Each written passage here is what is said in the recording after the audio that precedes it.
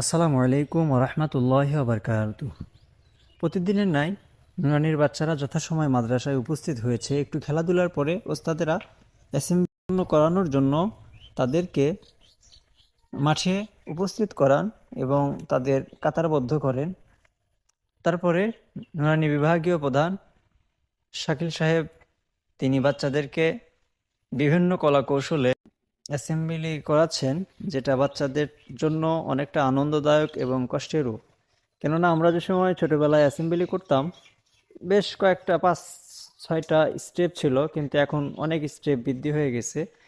যদিও বাচ্চাদের ডান দিকে, বাম দিকে, পিছনে, সামনে বিভিন্নভাবে কলাকৌশল করতে হচ্ছে।